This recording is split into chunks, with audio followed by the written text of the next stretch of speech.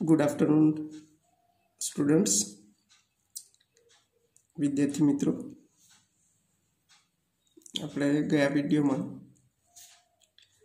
પ્રમાણસૂચક સૂત્ર અને આણ્વિક સૂત્રની ચર્ચા કરી હતી બરાબર અને એવી આશા રાખું કે તમને એમાં સમજ પડી હશે બરાબર ચાલો હવે જોવાનો છે આપણે એક અગત્યનો મુદ્દો તત્વયોગ મિતિ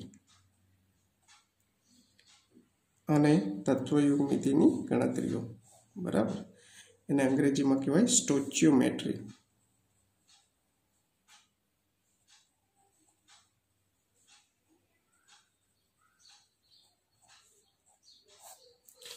ચાલો તત્વયોગ મિતિ કોને કહેવાય તો તત્વયોગ મિતિ બે ગ્રીક શબ્દો પરથી લેવામાં આવ્યો છે જેમાં આપણે જોઈએ એક છે સ્ટોચિયો બરાબર એનો અર્થ થાય તત્વ અને બીજું છે મેટ્રોન એનો અર્થ થાય માપન આ બે શબ્દો પરથી બનેલો શબ્દ તત્વયોગ મિતિયા છે બરાબર તો તત્વયોગ મિતિ આ ગ્રીક શબ્દ સ્ટોચિયોન અને મેટ્રોન સ્ટોચિયોનનો અર્થ થાય તત્વ અને મેટ્રોનનો અર્થ થાય માપન બરાબર તત્વયોગ મિતિનો બીજો અર્થ આપણે એવો કરી શકીએ કે પ્રક્રિયકો અને નિપજો બંને બાજુ તત્વોની સમાન વહેંચણી એને પણ તત્વયોગ મિતિ કહેવાય બરાબર જે રીતના બુકમાં આપણને ઉદાહરણ આપેલું છે મિથેનનું દહન તો એ દ્વારા આપણે સમજી શકીએ કે પ્રક્રિયકો અને નિપજો બંને બાજુ તત્વોની સમાન વહેંચણી એને પણ શું કહેવાય તત્વયોગ મિતિ કહેવાય તત્વયોગ મિતિ રાસાયણિક પ્રક્રિયામાં સમાવેલા પ્રક્રિયકો અને નિપજોના દળની ગણતરી સાથે સંકળાયેલું છે બરાબર રાસાયણિક પ્રક્રિયામાં જરૂરી પ્રક્રિયકોના જથ્થાની કે પ્રાપ્ત થતી નિપજોના જથ્થાની ગણતરી કેવી રીતના થાય તેની સમજૂતી આપણે અહીંયા મેળવવાની છે બરાબર હું એક ઉદાહરણ લખું મિથેનના દહનની પ્રક્રિયા છે ધ્યાન આપજો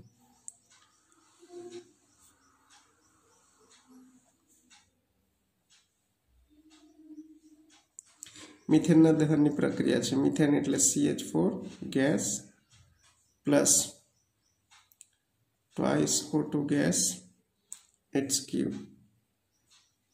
CO2 gas plus 2H2O gas આ મિથેનના દહનની પ્રક્રિયા છે બરાબર અહીંયા આપણે તત્વયોગ મિતિના જુદા જુદા અર્થ કરવાના છે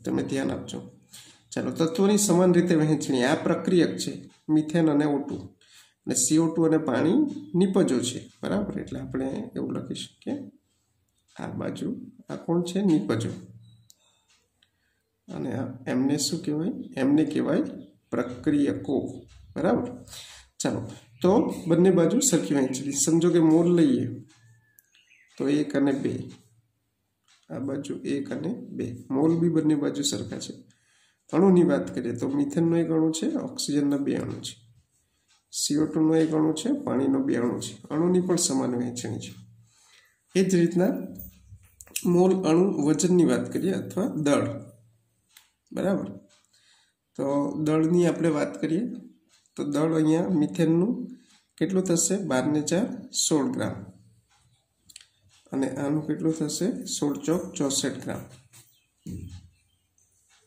એ જ રીતના અહીંયા કેટલું થશે 44 ગ્રામ અને અહીંયા થશે 36 ગ્રામ તો જો 16 ને 64 કેટલા 80 44 ને 36 80 તો વજન દળ પણ સરખું બરાબર કદની વાત કરીએ આપણે તો 1 મોલ એટલે કોઈ પણ પદાર્થનું 22.4 લીટર કદ તો અહીંયા 2 ગુણ્યા 22.4 લીટર એ જ રીતે તમે અહીંયા જો 22.4 લીટર 1 મોલ એટલે અને 2 મોલ હોય તો 2 × 22.4 લીટર તો બંને બાજુ કદ પણ સરખું છે એ રીતના પરમાણુઓ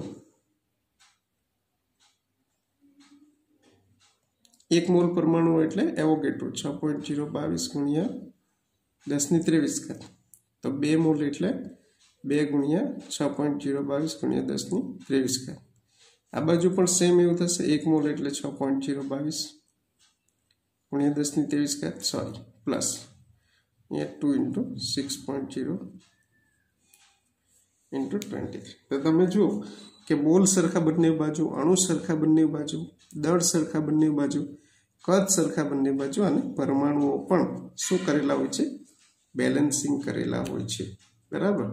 તો આ મિથેનના દહનની પ્રક્રિયાને આપણે તત્વયોગ મિતિ દ્વારા સમજી શકીએ. ઓકે, ચાલો હવે કેટલાક એક્ઝામ્પલ અહીંયા આપણે કરીએ. સમજો કે કોયડો 1.3 છે. આના ઉપરથી આપણે શું સમજવાનું છે? તો કોયડો 1.3 છે, એને આપણે સમજીએ. કોયડો 1.3 શું કહે છે કે 16 ગ્રામ મિથેનના દહનથી ઉત્પન્ન થયેલ પાણીનો જથ્થો ગણો. 16 ગ્રામ મિથેનના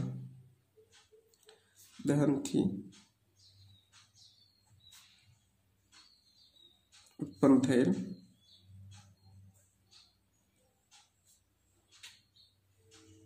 પાણીનો જથ્થો ગણો, બરાબર. 16 ગ્રામ મિથેનના દહનથી ઉત્પન્ન થયેલ પાણીનો જથ્થો ગણો. તો આપણે શું શોધવાનું છે? પહેલા તો આપણે સમીકરણ લખીએ. CH4 2 O2. આમાં સમીકરણ બહુ અગત્યનું છે મિત્રો, ખાસ પ્લસ 2 H2O, બરાબર. તો મિથેન કેટલા છે અહીંયા? 16 ગ્રામ. તે વખતે પાણીનો જથ્થો વજનમાં આપણે જ લેવાનો છે, તો 2 × 18 એટલે 36 ગ્રામ. તો ડાયરેક્ટ આપણને જવાબ મળી જ જાય છે કે 16 ગ્રામ મિથેનના દહનથી 36 ગ્રામ પાણી મળશે. એનો જથ્થો માંગ્યો છે એટલે વજન માંગ્યો છે. તો કેટલું મળે આપણને? 36 ગ્રામ પાણી મળશે, બરાબર. ચાલો એ જ રીતના બીજો એક દાખલો કરીએ, એનો જ, એટલે તમને સમજ પડે. અહીંયા પૂછ્યું છે મિથેન દહનની પ્રક્રિયાને અંતે 22 ગ્રામ CO2 ઉત્પન્ન કરવા માટે કેટલા મોલ મિથેનની જરૂર પડે? શું આપ્યું છે? કોયડો 1.4, એને આપણે સમજીએ. કોયડો 1.4 ને આપણે સમજીએ.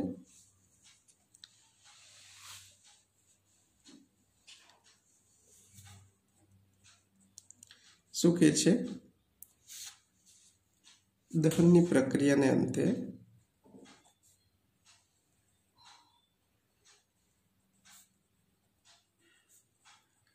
22 ગ્રામ CO2 ઉત્પન્ન કરવા માટે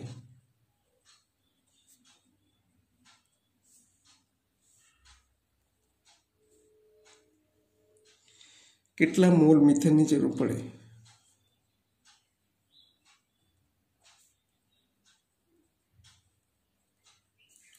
જો તો પહેલા આપણને સમીકરણ આવડવું જોઈએ, અને ત્યાર પછી સૌથી ઇમ્પોર્ટન્ટ શું માગેલું છે, શું આપેલું છે એ ઇમ્પોર્ટન્ટ છે. તો સમીકરણ આપણે લખી દઈએ. CH4 2 O2 CO2 plus 2 H2O. તો આ 16 ગ્રામ છે, અથવા એને આપણે 1 મોલ કહીએ. કેટલા ગ્રામ CO2 છે? 44 ગ્રામ. જો અહીંયા કામ કોનું છે? મિથેન અને CO2 નું. તો તમને આપ્યું છે કે 22 ગ્રામ CO2 માટે કેટલા મોલ મિથેન? તો અહીંયા 1 મોલ મિથેન 44 ગ્રામ આપે, એટલે આપણે એવું લખી શકીએ 44 ગ્રામ CO2 ઉત્પન્ન કરવા માટે જરૂરી મિથેન ના મોલ, બરાબર 1. તો 22 ગ્રામ CO2 ઉત્પન્ન કરવા માટે કેટલા મોલ જરૂરી? 22 × 1 / 44.5 મોલ. તો બહુ સિમ્પલ દાખલા છે, 2 માર્કમાં પૂછે. હવે જુઓ તમે, બરાબર, કે આપણને આપ્યું શું છે? તો કે CO2 નું વજન આપ્યું છે. શોધવા શું કીધું છે? આના મોલ શોધવા કીધા છે. તો આપણે મોલ સાથે કામ કરવાનું, વજન અને મોલ. તો 44 ગ્રામ માટે 1 મોલ, તો 22 ગ્રામ માટે કેટલા? બરાબર. તો આ રીતના આપણે ગણી શકીએ. ચાલો અહીંયા બીજા પણ ઘણા દાખલા કરી શકાય એવા છે. એક હું તમને હોમવર્ક માટે 1-2 આપી દઉં, બરાબર. હોમવર્ક માટે એવું પૂછી શકું કે 8 ગ્રામ મિથેન સાથે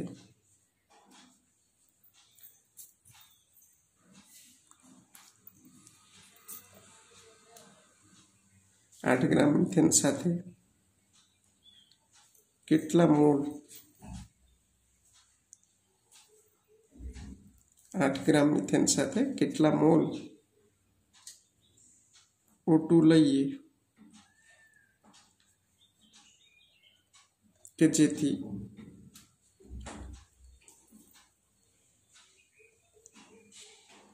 પ્રક્રિયાને અંતે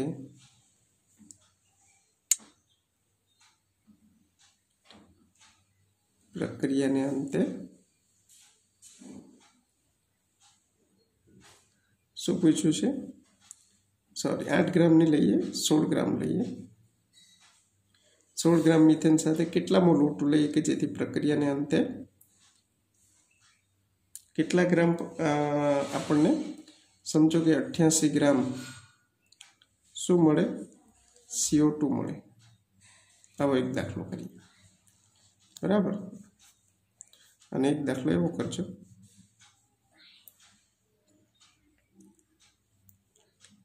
કે 2 મોલ O2 સાથે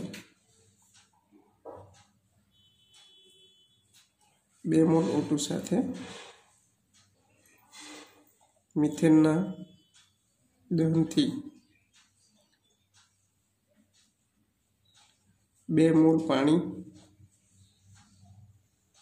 મળે છે, તો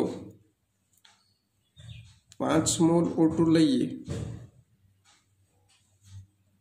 તો કેટલા મોલ પાણી મળશે?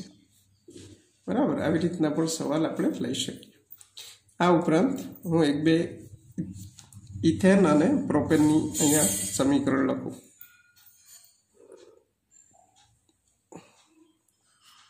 ઇથેન માટેની પ્રક્રિયા હું લખું C2H6 plus O2 twice CO2 plus 3H2O. જો 2 કાર્બન છે એટલે twice CO2 અને હાઇડ્રોજનના અડધા H2O 3H2O. તો 2 દુ 4 ને 3 7, 7/2 O2. અને પ્રોપેન માટે લખું C3 3 દુ 6 ને 2 8 પ્લસ 3CO2 પ્લસ 4H2, તો 3 દુ 6 4 10 એટલે 5O2. તો આ રીતના ઇથેન અને પ્રોપેનની દહનની પ્રક્રિયાઓ પણ છે, બરાબર. તો મિત્રો, આવી રીતના તમે શું કરી શકો? તો કોઈ પણ પ્રક્રિયા જે છે એ પ્રક્રિયાને મૂલવી શકો, બરાબર. અને એના ઉપરથી તમે દાખલા પણ કરી શકો. જુઓ, તો આ રીતના તમે દાખલો કરી શકો. ઓકે, ચાલો. તો આ મુદ્દો આવડશે તમને તત્વયોગમિતિ પ્રક્રિયાનો. તો નાના નાના દાખલા પૂછાય છે સ્વાધ્યાયમાં પણ, એના એક્ઝામ્પલ છે તમારે કરવાના. ઓકે, ચાલો. હવે એક સીમિત પ્રક્રિયકનો મુદ્દો છે અને તે આપણે જોઈએ નેક્સ્ટ વિડીયોમાં.